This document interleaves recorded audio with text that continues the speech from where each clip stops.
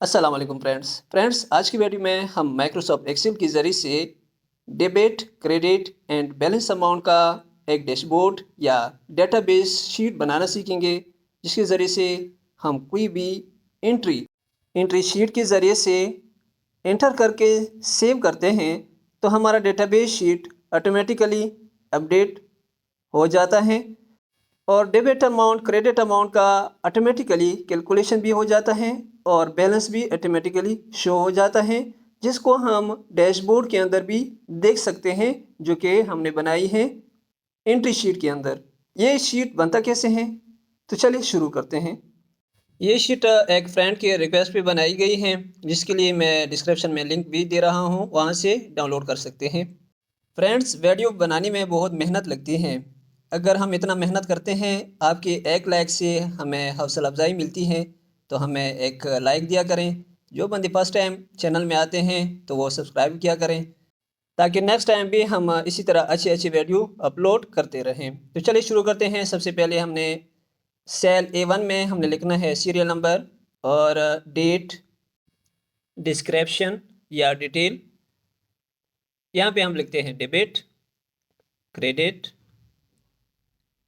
और आगे लिखते हैं बैलेंस। तो इतना, ये हमारा टाइटल रेडी हो गया। कलर देना है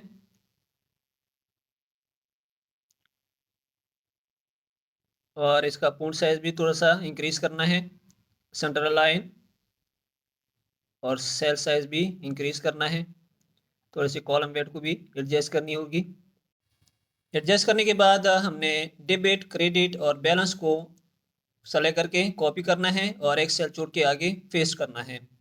यहाँ पे हम टोटल क्रेडिट, टोटल डेबिट या बैलेंस मालूम करेंगे। जिन सेल के अंदर हमने अमाउंट लिखनी है, उन सेल को सेलेक्ट करके Ctrl+1 से, या जहाँ पे डॉलर का साइन है यहाँ पे क्लिक कर दे तो हम मोर अकाउंटिंग फॉर्मेट पे जाएंगे। यहाँ कस्टम से भी हम कर सकते हैं। अगर कस्टम पे नहीं तो करेंसी पे जाएं। यहाँ आप आसानी के साथ अपनी करेंसी मालूम कर सकते हैं। फॉर एग्जांपल मैं पी एंटर करता हूँ PKR के लिए और यहाँ से ओके करता हूँ। अब इन सेल के अंदर, किसी भी सेल के अंदर जो सेलेक्ट है, अमाउंट लिखता हूँ तो PKR इसके साथ आ जाता है। या अगर कोई दूसरा साइन लगाना चाहते हैं, फॉर एग्जांपल मैं इंडियन रुपीज़ का साइन लगाता हूँ, तो इसके लिए दोबारा Ctrl+F1 प्रेस किया और यहाँ पे हमने लिखना है आई फॉर इंडियन करेंसी और यहाँ से हमने इंडिया की जो करेंसी है वो सेलेक्ट किया और ओके किया। अब मैं डेबिट में जो भी अमाउंट इंटर करता हूँ तो इंडिया का जो करेंसी साइन है वो आ गया इसके साथ। नेक्स्ट स्टेप में हम एक एंट्री करते हैं। पहले हम सीरियल नंबर एंटर करते हैं, सीरियल नंबर 1, डेट ऑटोमेटिक जो आज का डेट है मैंने डाल दिया, और डिस्क्रिप्शन में जो ओपनिंग बैलेंस है या आपका सैलरी है या आपका डेबिट या क्रेडिट जो भी आप लिखते हैं वो यहाँ पे डिस्क्रिप्शन में डिटेल लिख सकते हैं। मैं लिखता हूँ ओपनिंग बैलेंस। और डेबिट में अगर डेबिट बैलेंस है डेबिट लिख दें, क्रेडिट बैलेंस है क्रेडिट में लिखता हूँ 10,000। बैलेंस को छोड़ दे। अभी फ़िलहाल दूसरी एंट्री करते हैं। दोबारा 1, डेट करंट डेट डाला और डिस्क्रिप्शन में यहाँ पे मैं लिखता हूँ के इलेक्ट्रिक, और के इलेक्ट्रिक की मद में कितने दिए, 1200।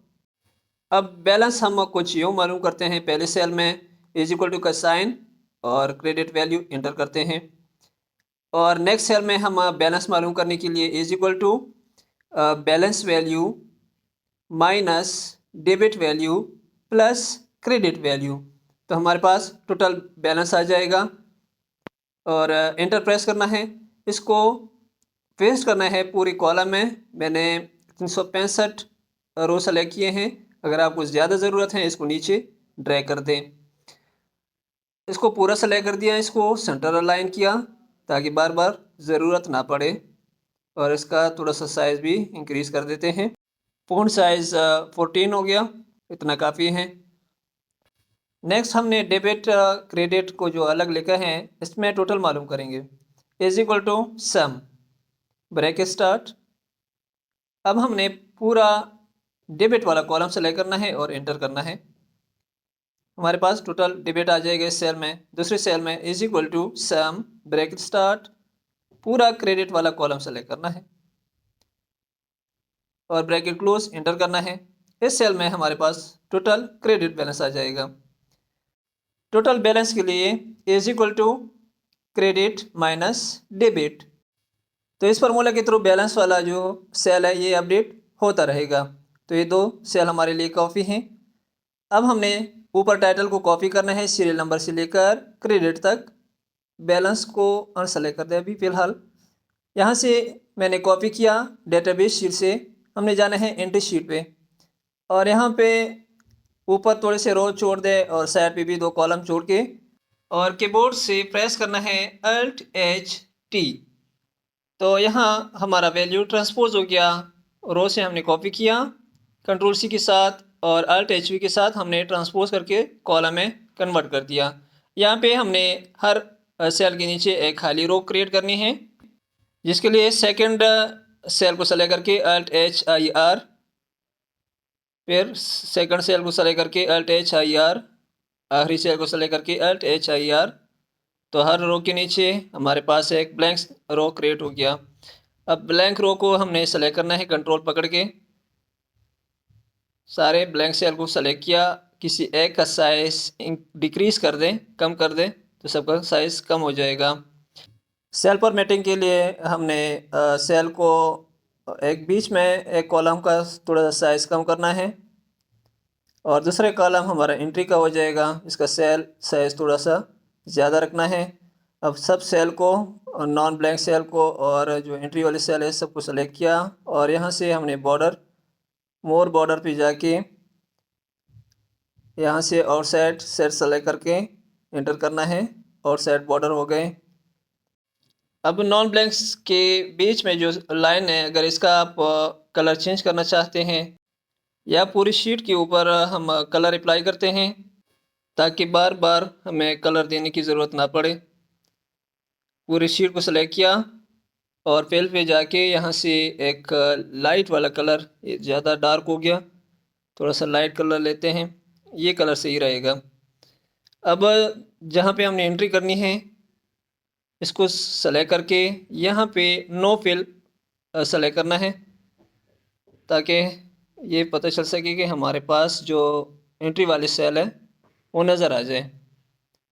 एंट्री वाले सेल को सेलेक्ट करने हैं और इसका थोड़ा रो हाइट इंक्रीज़ करना है।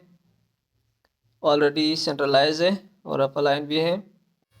सीरियल नंबर वाला जो सेल है यहाँ पे हमने कुछ इस तरह करना है कि हमारे पास हर एंट्री के लिए लास्ट सीरियल नंबर आ जाए, जिसके लिए is equal to max bracket start number one के लिए हमने जाना है डेटाबेस पे। डेटाबेस शीट पे सीरियल नंबर वाला जो कॉलम है इसको पूरा सेलेक्ट करके ब्रैकेट क्लोज +1, यहाँ पे दो सीरियल नंबर हैं, इसके साथ +1 हो जाए तो हमारे पास सेलेक्टेड सेल में सीरियल नंबर 3 आ गया, जो कि नेक्स्ट टाइम एंट्री के लिए आपके पास सीरियल नंबर अवेलेबल होगा कि आपने 10 एंट्री किए हैं और 11 नंबर, सीरियल नंबर 11 पे आपने एंट्री करनी है।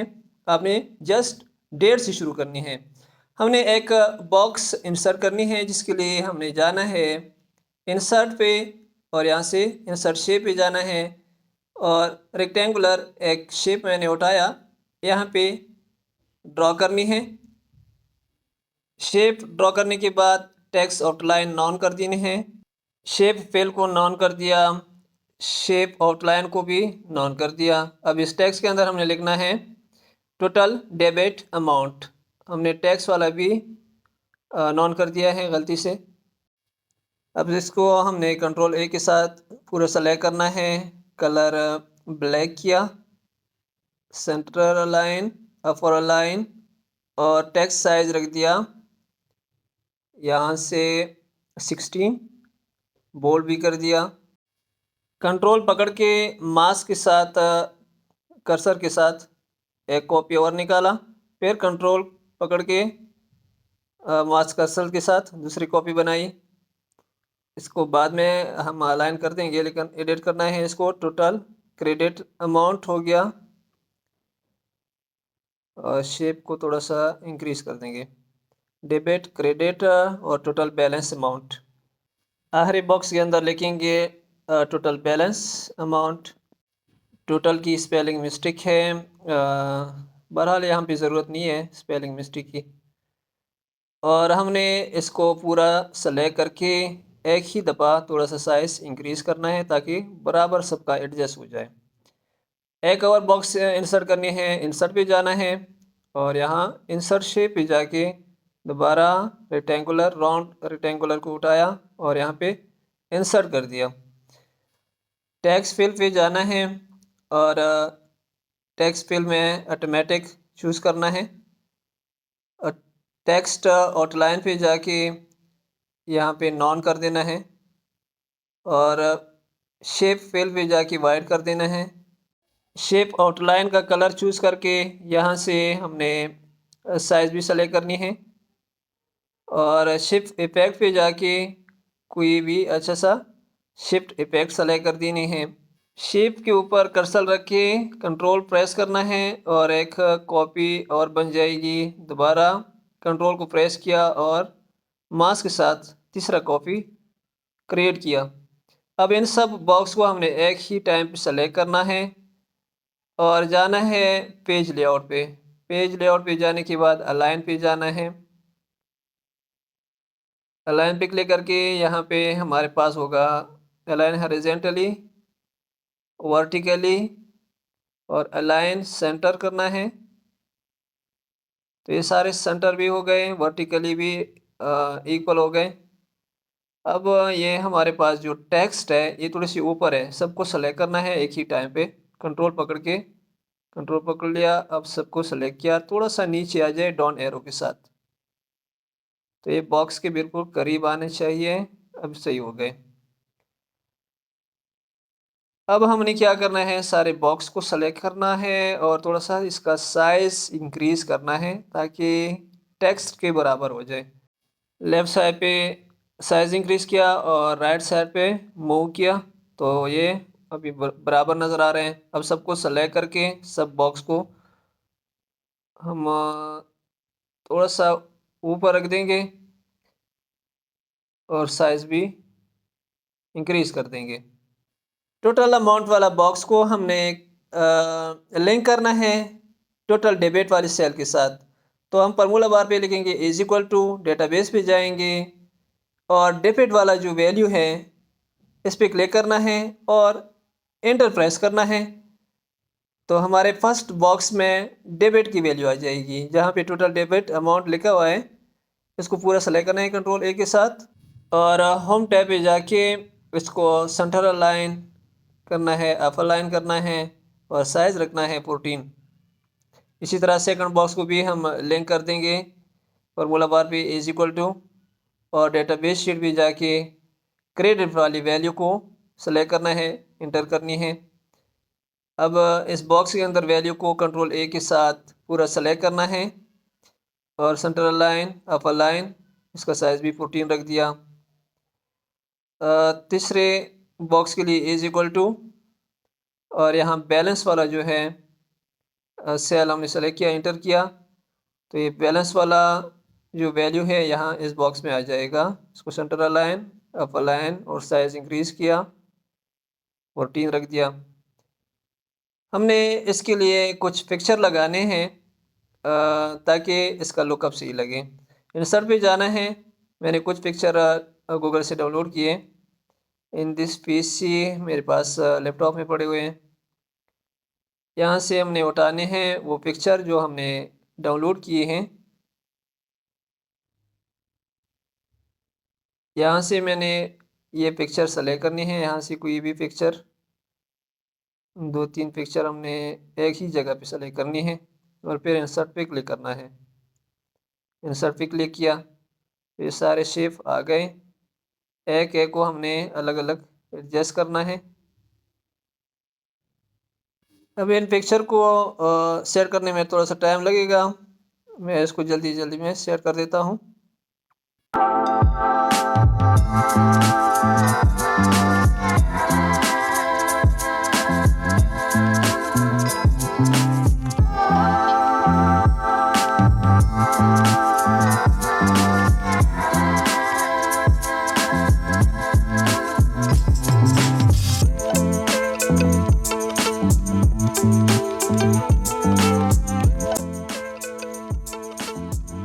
हमने जितने भी बॉक्स या पिक्चर इंसर्ट किए हैं यहाँ पे इस डैशबोर्ड के अंदर सबको हमने सेलेक्ट करना है एक ही जगह पे और एक ग्रुप बनाना है, जिसके लिए हमने जाना है ग्रुप पे और ग्रुप पे क्लिक करना है।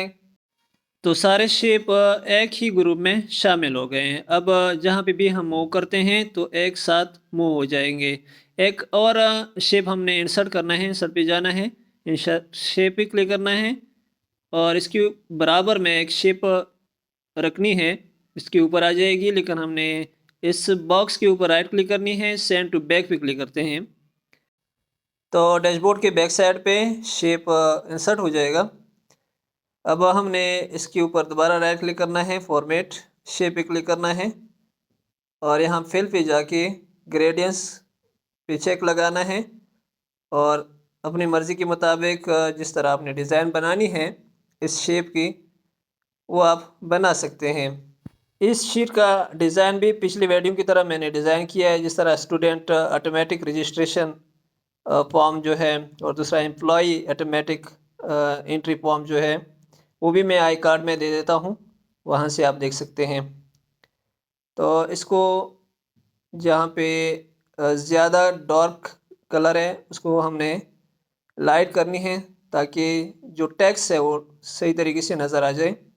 नीचे वाले के लिए भी हम टेक्स्ट के नीचे वाला जो कलर है इसको भी मैं थोड़ा सा लाइट कर देता हूँ।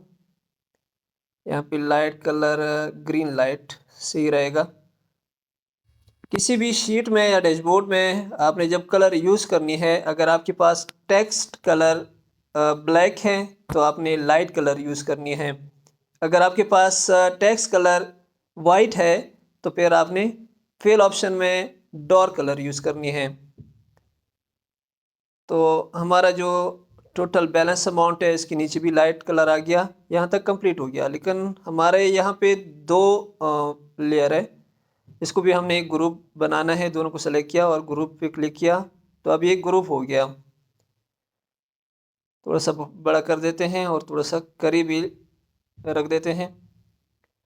एंट्री शीट के अब साइड पे हमने एक टाइटल वाला लाइन सेलेक्ट करना है, इसमें डार्क कलर देना है। यहाँ से डार्क कलर दिया, ओके किया और मर्ज एंड सेंटर पे क्लिक किया और इस सेल में लिखना है debit comma credit and balance sheet.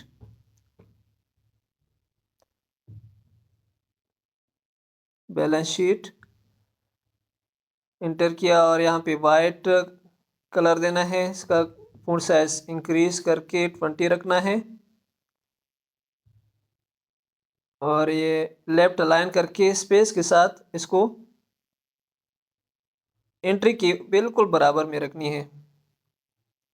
थोड़ा सा बैक साइड पे जाते हैं और हमने एक शेप इंसर्ट करनी है। यहाँ पे इंसर्ट शेप पे जाके राउंड रेक्टेंगुलर और इस एंट्री की डैशबोर्ड के ऊपर रखनी है।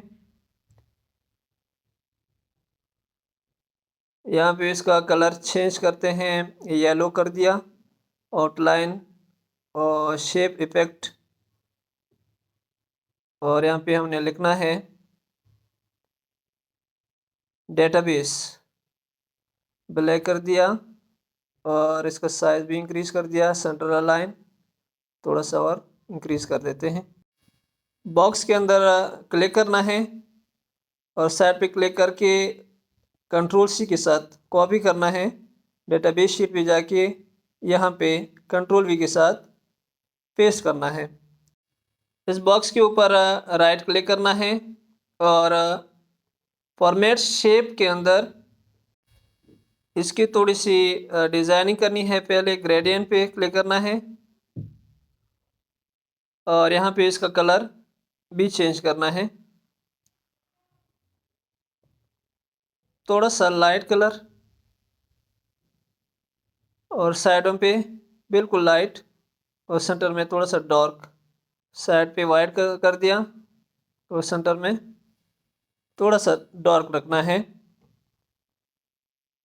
बाकी इसकी सेटिंग की ज़रूरत नहीं है। बाकी सेटिंग इसकी पूरी सही है यहाँ तक।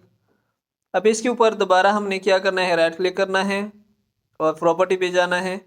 प्रॉपर्टी पे जाके यहाँ पे डोंट मूव और साइज विथ सेल, इस पर चेक लगाना है कि हमारा जो बॉक्स है ये सेल के रिसाइज होने से रिसाइज या मूव ना हो जाए। और इसको एडिट करना है, इसका नाम देते हैं एंट्री शीट।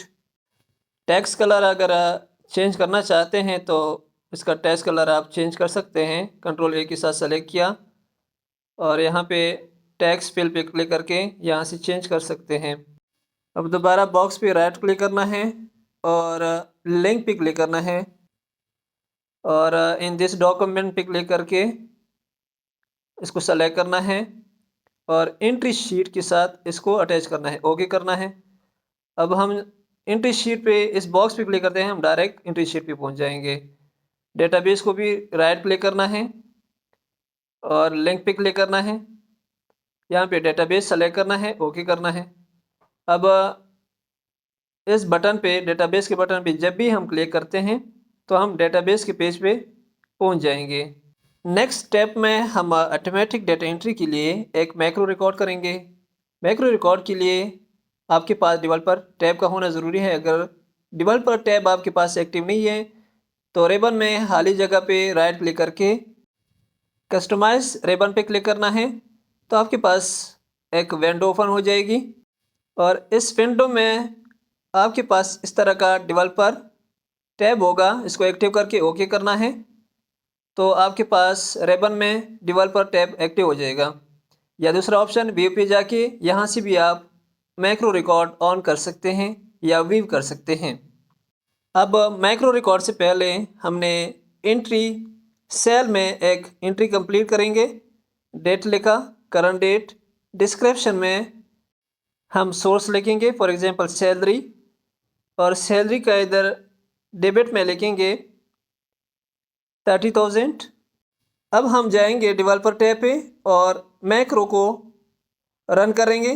स्टार्ट रिकॉर्डिंग पे क्लिक किया और यहाँ पे डेबिट का नाम दिया, ओके किया। अब हमारा मैक्रो रिकॉर्डिंग शुरू हो गई। अब मैंने कंट्रोल पकड़ के हर एक सेल को अलग अलग सेलेक्ट किया और कंट्रोल सी के साथ कॉपी किया। डेटाबेस शीट पे जाके राइट साइड पे खाली सेल के अंदर क्लिक करना है, कंट्रोल पकड़ के डाउन एरो के साथ नीचे आना है, कंट्रोल के साथ लेफ्ट साइड पे जाना है और कंट्रोल के साथ अप सेल पे जाना है। हमने ये प्रोसेस क्यों किया? क्योंकि नेक्स्ट टाइम हमारी वैल्यू के लिए पूरी शीट का हमने डायरेक्शन दिया कि ये आपका डायरेक्शन है। इस शीट के अंदर स्टेप बाय स्टेप हमारे एंट्री पेस्ट होते जाएं। अब हमने क्या करना है, यूज रिलेटिव रेफरेंस पे क्लिक करना है। एक दफ़ा क्लिक करने से ये ऑन हो जाएगा और कंट्रोल के बगैर हमने सिर्फ एंटर करना है। एक सेल नीचे जाके और कीबोर्ड से प्रेस कर देंगे alt control plus V. Alt control V को प्रेस किया, हमारे पास इस तरह का विंडो आ जाएगा। वैल्यू सेलेक्ट किया और ट्रांसपोज पे चेक लगा के ओके किया तो हमारा कॉलम वाला डाटा रो में ट्रांसपोज हो गया। अब जो डेट वाला सेल है इसका हमने फॉर्मेट चेंज करना है, शॉर्ट डेट लगानी है तो ये भी डेट में कन्वर्ट हो गया। अब इसको राइट साइड पे मूव करके डेवलपर पे जाना है, यूज़ रिलेटिव रेफरेंस को ऑफ करना है और दोबारा आ जाना है एंट्री शीट पे। एंट्री शीट में सीरियल नंबर्स के अलावा जितने भी सेल है कंट्रोल पकड़ के एक एक को हमने सेलेक्ट करना है क्रेडिट कार्ड तक और कीबोर्ड से डिलीट का बटन प्रेस करना है। जब हम कंट्रोल से डिलीट का बटन प्रेस कर देंगे और हमने दोबारा सेलेक्ट करना है डेट वाला सेल और जाना है डेवलपर टैब पे, स्टॉप रिकॉर्डिंग पे क्लिक करना है तो रिकॉर्ड स्टॉप हो जाएगी। ये जो प्रोसेस किया हमने ये और टोटल रिकॉर्ड हो गया। मैं जल्दी मैं एक एंट्री करता हूँ, डेट लिखा और डिस्क्रिप्शन में गैस बिल कुछ लिख देते हैं, गैस बिल, और नीचे हम क्रेडिट में अमाउंट इंटर करते हैं 400। अब जाना है व्यू पे जाके हमने क्लिक करना है मैक्रो पे, व्यू मैक्रो, यहाँ हमने डिबेट के नाम से एक मैक्रो सेव किया था, उस पर क्लिक करके रन करना है। जब हमने रन किया मैक्रो और डेटाबेस शीट पे आ गए तो गैस बिल 400 यहाँ पे आ गए और सेव हो गए हैं। और इसका टोटल डेबिट क्रेडिट बैलेंस भी कैलकुलेट होके यहाँ डैशबोर्ड पे भी इसने सेम वैल्यू सेम रिजल्ट दिया है, यानी कैलकुलेटेड रिजल्ट जो कि वहाँ पे हमने कैलकुलेशन की थी वो यहाँ पे भी हमें नज़र आ रहा है। हमें डैशबोर्ड पे जाने की ज़रूरत नहीं है। अब हमने इस मैक्रो के लिए जो हमने रिकॉर्ड किया इसके लिए हमने एक बटन इंसर्ट करनी है, एक बॉक्स क्रिएट करना है यहाँ पे, और इसको यहाँ साइड पे लगा के शेप इफेक्ट भी यहाँ से सेलेक्ट कर देते हैं। ये इसका शेप इफेक्ट हो गया। यहाँ से इसका कलर भी चेंज कर सकते हैं, शेप फिल का कलर भी चेंज कर दिया। और इसके अंदर हमने लिखना है सेव या अपडेट। जब इस बटन पे हम क्लिक कर देंगे तो हमारा जो डाटा है वो सेव हो जाएगा। टेक्स्ट एडिट और यहाँ पे लिख देंगे सेव। कंट्रोल ए के साथ सेलेक्ट किया, होम पे जाके यहाँ से इसको अप अलाइन, सेंटर अलाइन और टेक्स्ट साइज जो रखा है हमने 24 और कलर ऑटोमेटिक रखना है। अब इस बटन के लिए बटन पे राइट क्लिक करके असाइन मैक्रो, डेबिट वाला जो हमने रिकॉर्ड की थी उसको असाइन करना है, ओके करना है और दिस वर्कबुक को सेलेक्ट करना है, दिस वर्कशीट को। अब इस बटन के लिए हम एक एंट्री करते हैं, डेट डाला आज का और डिस्क्रिप्शन में हम कुछ लिखते हैं कैश और डेबिट के अंदर 2000 लिखा, सेव पे क्लिक किया, डेटाबेस शीट पे गए और यहाँ कैश 2000 आया है और कैलकुलेट भी हो गया है, जो कि यहाँ डेटाबेस वाला जो डैशबोर्ड है वहाँ पे भी हमें नज़र आ रहे हैं। इसको थोड़ा साइड पे कर लें। अब इसको हमने करना है सेव, फाइल पे जाना है, सेव एस पे क्लिक करना है और अपने लैपटॉप या कंप्यूटर में कोई भी ड्राइव सेलेक्ट करनी है। इसको नेम, जो भी नेम देना है वो आप दे सकते हैं, लेकिन नीचे सेल में आपने गलती नहीं करनी। नीचे सेल में यहाँ पे एक्सेल मैक्रो इनेबल वर्कबुक को सेलेक्ट करके ओके करना है और सेव करना है। अब नेक्स्ट टाइम जब भी हम इस शीट को ओपन करते हैं तो इसमें हम काम कर सकते हैं। अदरवाइज़ अगर सिंपल तरीके से सेव किया तो हमारा जो रिकॉर्डिंग है मैक्रो रिकॉर्डिंग वो काम नहीं करेगा और आपकी जो वैल्यू है वो सही तरीके से पेस्ट नहीं हुईगी। और अगर ये थोड़ा सा हैक हो जाता है, डाटा ज़्यादा हो जाता है, तो आपने विजुअल बेसिक पे सिंपल एक सेंटेंस लिखनी है, application dot screen updating is equal to false और ओके करना है। वो तरीका पहले वीडियो में मैं बता चुका हूँ, वहाँ से आप देख सकते हैं। सो फ्रेंड्स, उम्मीद करते हैं आज की वीडियो आपको अच्छी लगी हो। अगर वीडियो अच्छी लगी है तो वीडियो को लाइक कर दें। अगर फर्स्ट टाइम चैनल में आए हैं तो चैनल को भी सब्सक्राइब कर दें। अपना बहुत सारा ख्याल रखिएगा। मिलते हैं नेक्स्ट वीडियो में। अल्लाह हाफिज़।